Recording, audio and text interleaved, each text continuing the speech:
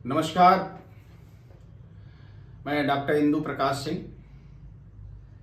भारतीय धर्म, दर्शन, योग, प्राचीन भारत का इतिहास आदि विषयों पर निरंतर अध्ययन, शोध और लेखन का कार्य चल रहा है। इस समय पूरे देश में एक अजीब सा माहौल है और बौद्धिक वर्ग को उसमें आगे आकर के राष्ट्रीय एकता, अखंडता और बंधुता के लिए आकर के अपना वक्तव्य देना चाहिए। इसी उद्देश्य से मैं आप लोगों के बीच में आया हूं। विषय है कि विश्व के महानतम योद्धा महाराणा सांगा बनाम मुगल बाबर, ऐतिहासिक और मनोवैज्ञानिक तथ्यों पर हम थोड़ा चिंतन करेंगे। आप लोगों को बता दें कि विश्व के जो महानतम वीर योद्धा हुए हैं, जिनके अप्रतिम शौर्य की गाथा पूरी दुनिया में गाई जाती है, उनमें महाराणा सांगा भी है।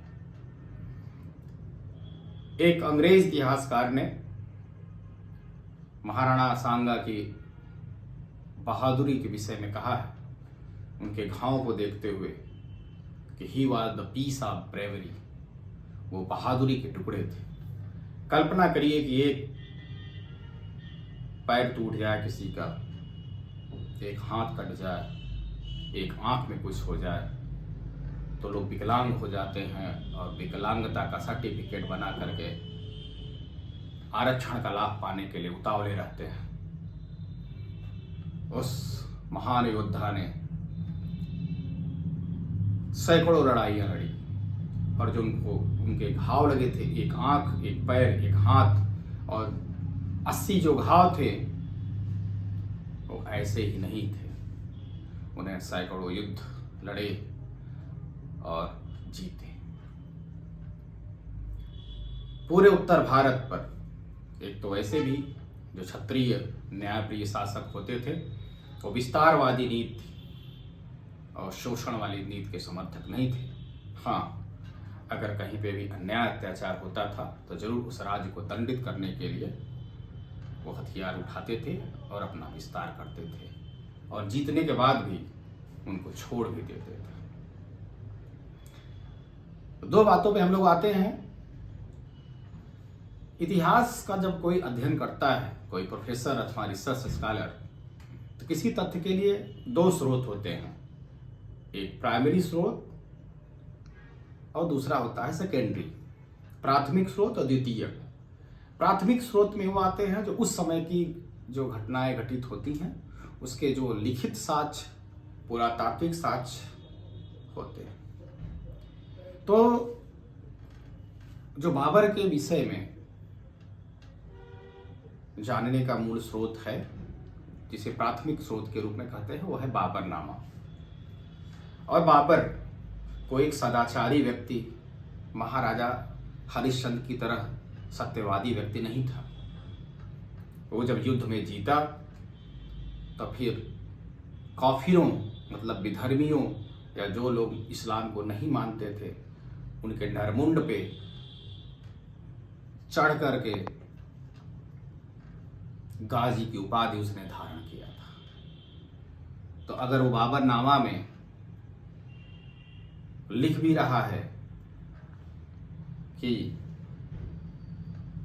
महाराणा सांगा ने उसे निमंत्रण दिया था, तो निश्चित रूप से मनोवैज्ञानिक तथ्यों के अनुरूप ये नहीं है। एक देशभक्त महान योद्धा जो अपने दम पर युद्ध जीत रहा था, वह क्यों न्योता देगा, क्यों आमंत्रित करेगा? और तर्कतः अगर उन्होंने आमंत्रित किया तो उसका साथ क्यों नहीं दिया? क्योंकि रघुकुल रीत सदा चले आई, प्राण जाय पर वचन न जाई। अगर राणा सांगा जी ने आमंत्रित किया होता तो साथ देते, यह असंभव है। इसे कहते हैं आत्मव्याघात का नियम। तर्कशास्त्र में। सेल्फ कंट्राडिक्शन, जैसे अग्नि में शीतलता संभव नहीं है और बर्फ में उग्रता संभव नहीं है। कोई भी दुनिया का कोई भी बर्फ ज्वलनशील नहीं हो सकता और कोई भी दुनिया का अग्नि शीतल नहीं हो सकती।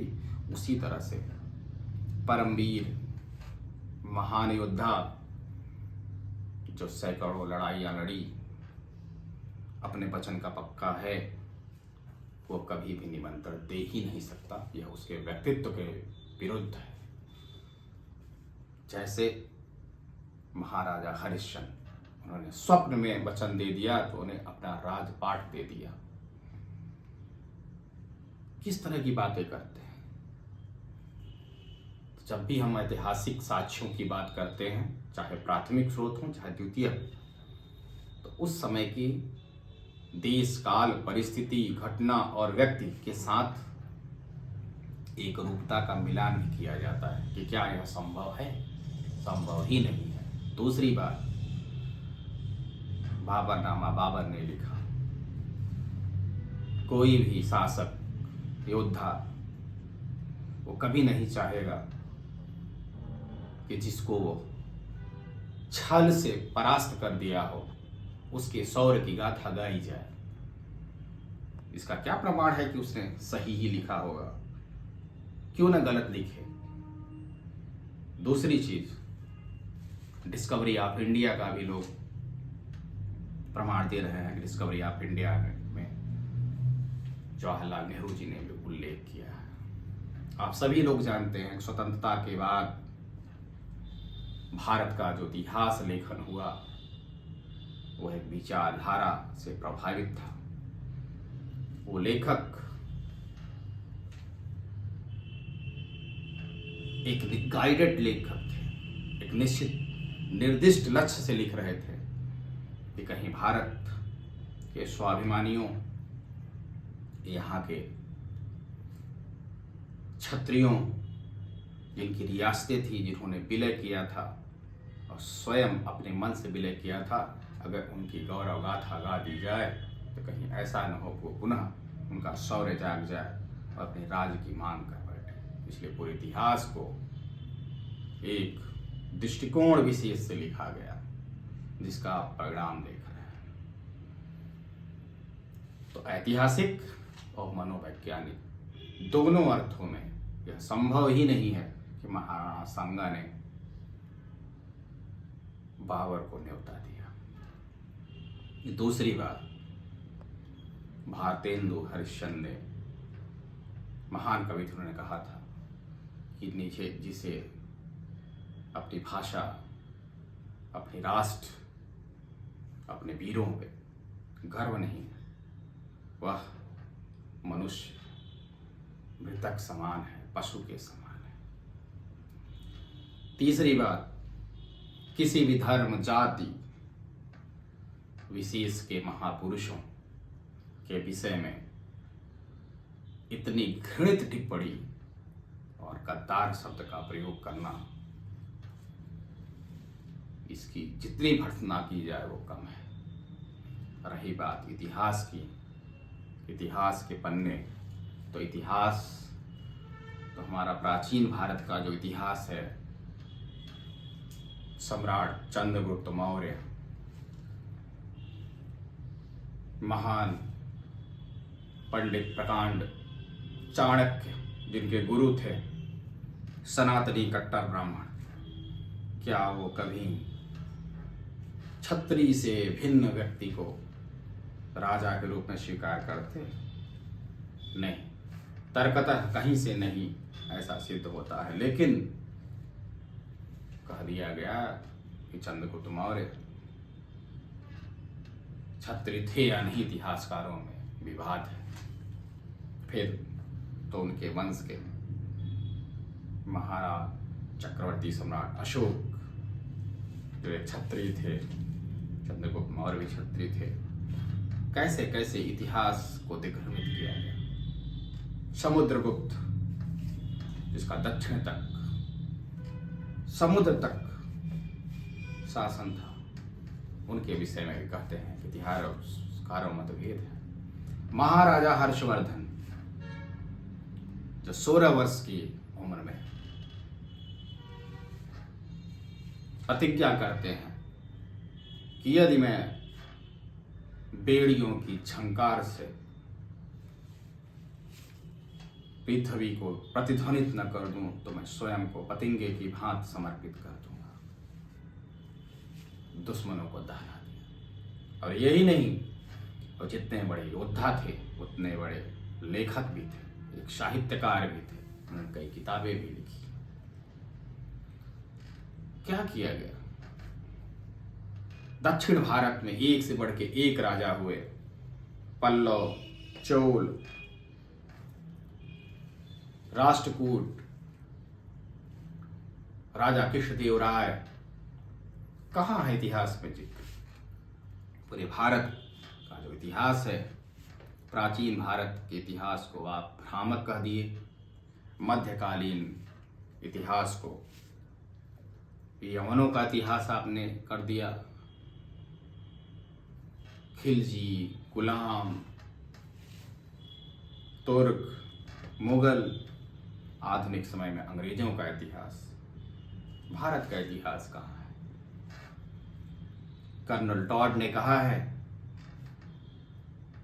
कि अगर राजपूतों के इतिहास को भारत के इतिहास से निकाल दिया जाए तो भारत का इतिहास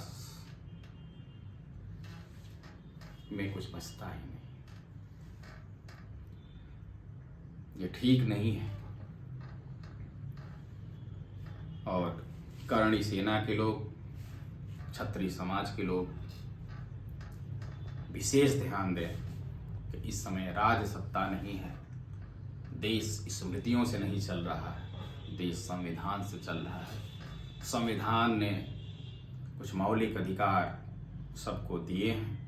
विधि और कानून के तहत आप अपने विरोध को दर्ज करें, कानून को हाथ में न लें। जब आपका आंदोलन शांतिपूर्वक होगा तो जन भागीदारी आपकी बढ़ेगी।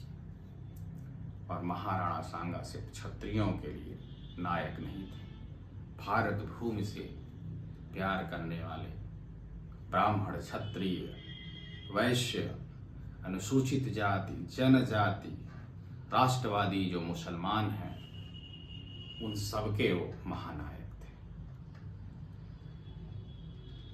आप लोग भ्रमित न हो।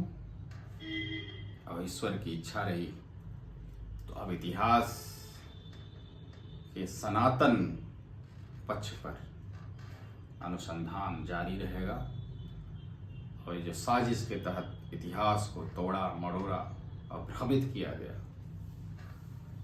इसके लिए हम लोग निरंतर प्रयास करेंगे। एक बार पुनः सभी को संयम बरतने और भारतीय संविधान की प्रस्तावना और मूल भावना के अनुरूप राष्ट्रीय एकता, अखंडता और बंधुता को बनाए रखें और अपने विरोध, अपने प्रतिक्रिया को विधि और कानून के अनुसार रखें। लॉ एंड ऑर्डर की समस्या नहीं आनी चाहिए। क्षत्रिय सदैव से धैर्यशाली रहा है और पराक्रम दिखाया है। अब आप अपने धैर्य और बुद्धिमत्ता का परिचय देते हुए संविधान विधि के अनुरूप प्रतिक्रिया अपनी व्यक्त करें, जिससे कि राष्ट्र की एकता बनी रहे। नमस्कार।